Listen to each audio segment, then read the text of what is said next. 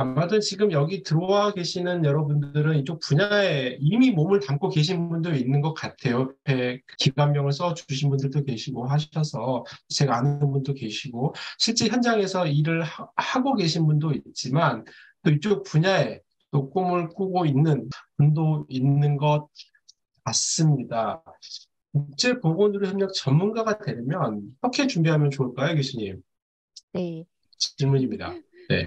국제보건협력 전문가가 되기 위해서는 반드시 뭐 간호나 보건학을 공부해도 좋지만 그렇지 않은 분들도 가능할 것 같고요. 오히려 또 그런 분들이 많이 참여를 해주셔야 할 것 같습니다.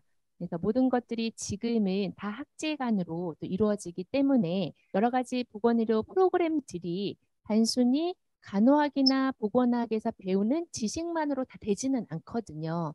저는 굉장히 권장하고요. 예를 들어서 이제 영양학도 굉장히 많이 필요하고 또 IT 기반이나 또 커뮤니케이션도 굉장히 중요하고요.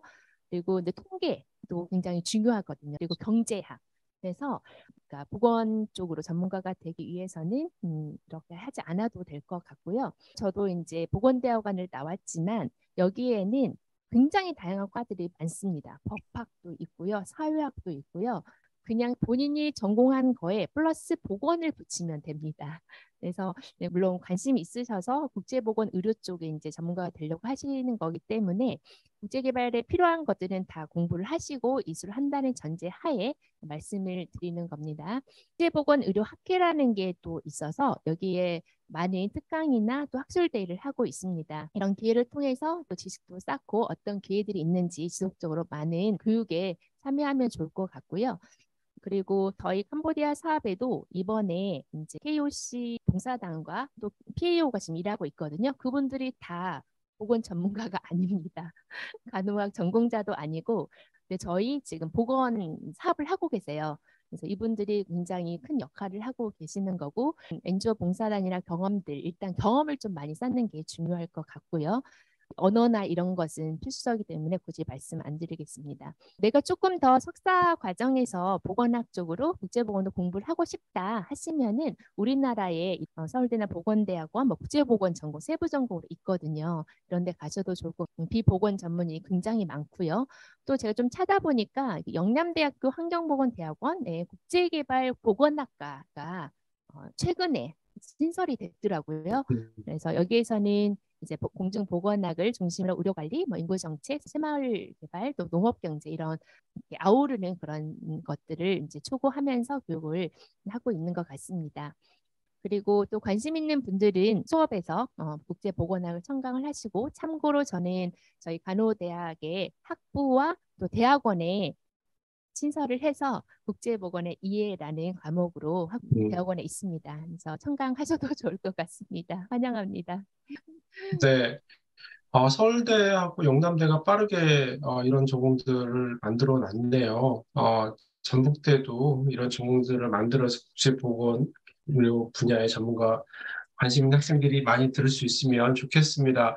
사실 그 교수님께서 설명해 주신 것 중에 그 결핵 사업 중에 이제 교수님께 성과 관리 하셨던 것 같은데 결핵 환자들이 이제 약을 거르면 안 되잖아요. 그래서 스마트 약상자 이제 약이 들어가 있고 그게 이제 인터넷으로 와이파이로 이렇게 모니터링하는 기관이 연결이 됩니다. 그래서 약 안에 스마트 약상자 안에 있는 약을 먹었는지 안 먹었는지가 이제 계속 리포팅이 되는 즉 IT 기술을 국제보건의료 사업에 접목한 그런 사업도 상당히 흥미롭고요.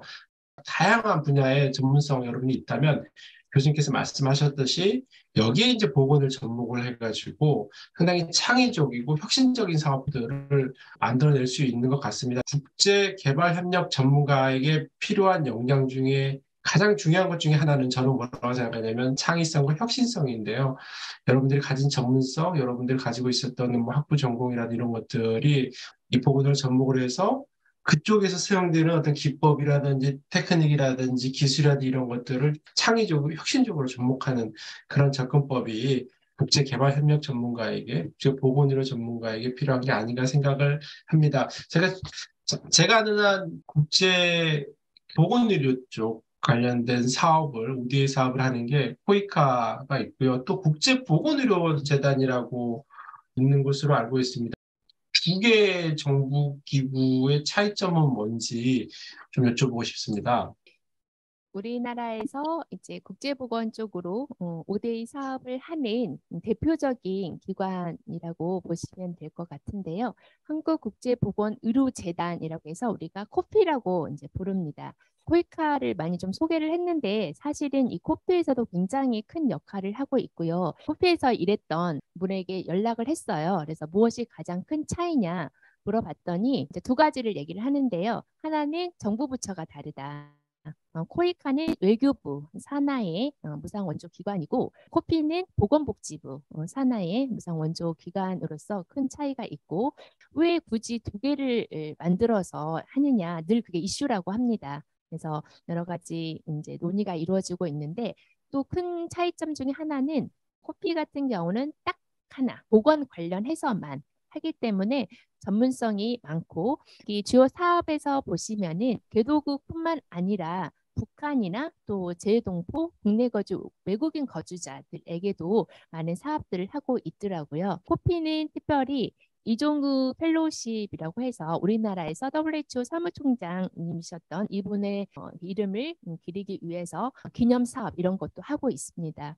그래서 우리나라에서 코이카 외에 국가 기관으로서 국제 보건 의료에 우리에서 하고 있는 대표적인 기관으로 이해를 하시면 될 것 같습니다. 네, 감사합니다. 그러니까 원조 추진체계 분절화 얘기를 할 때 항상 나오는 이슈 중에 하나가 이제 코피, 한국국제보건의료재단과 이제 코이카 이 두 얘기들을 상당히 이제 많이를 하고 있는데 확연하게 차이 나는 것 중에 또 하나는 자료에 코이카는 그 북한에 대한 지원 사업을 할 수가 없습니다.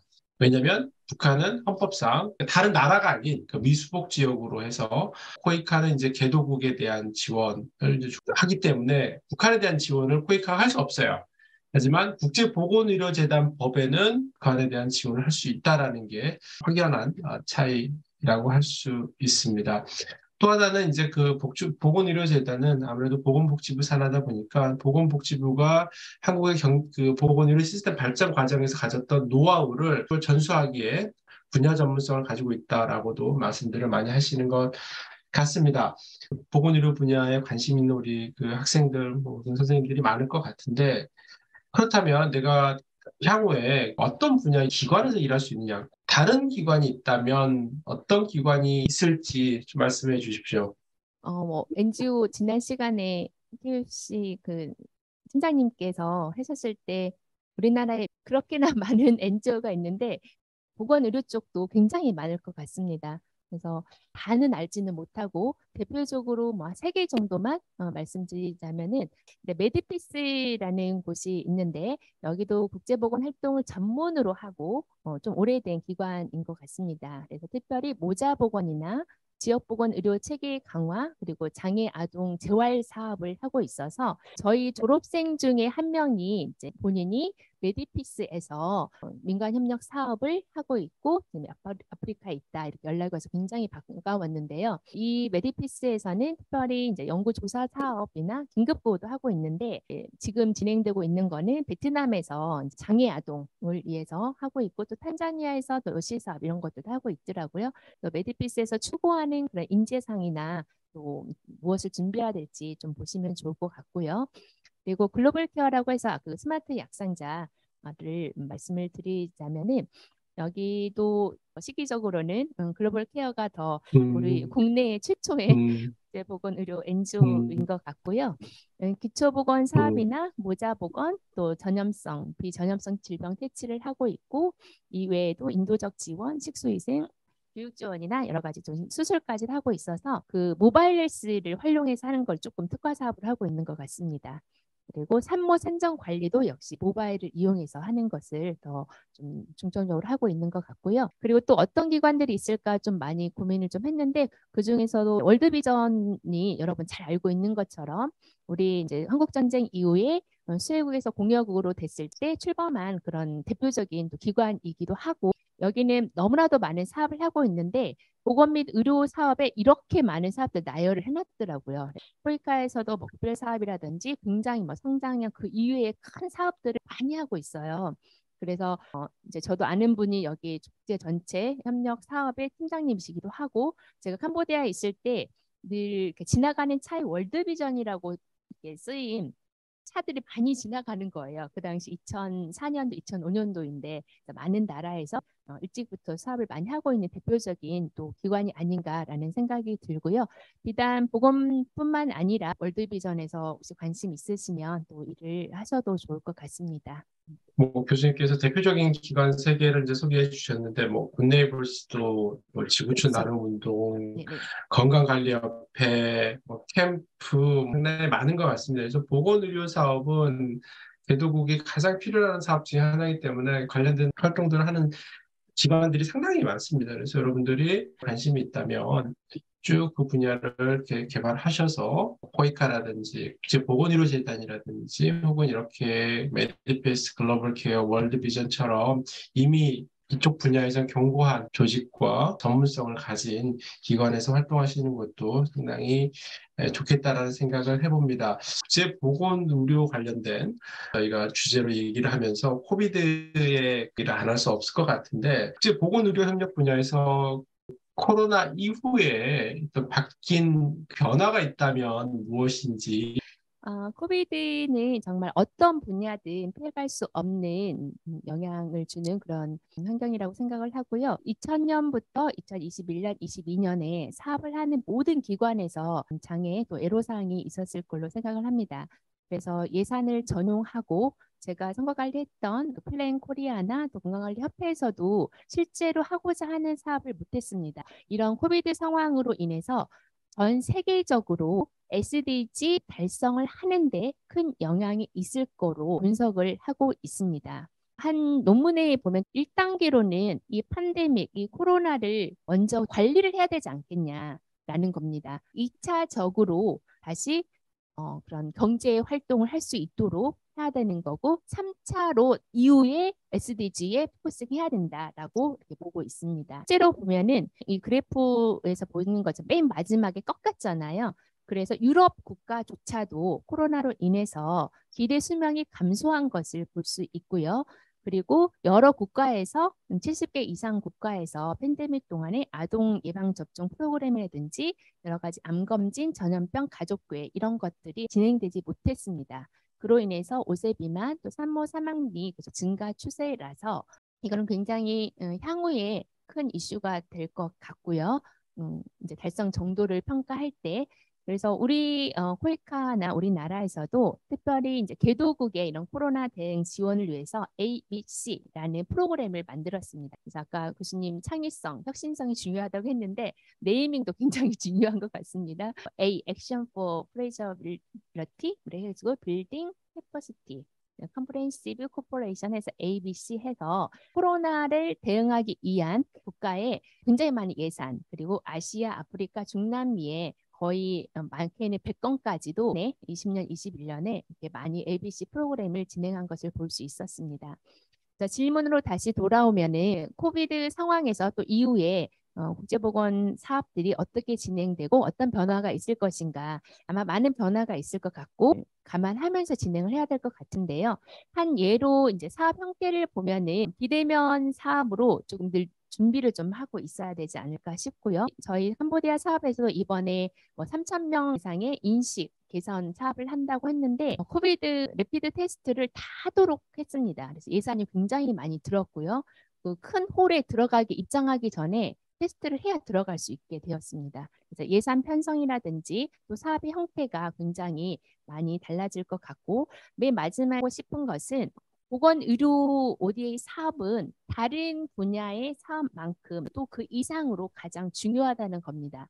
그러니까 건강이 인간이 누려야 하는 건강권 중에 중요한 권리이고 또 우리가 아프면 아무것도 할 수 없잖아요.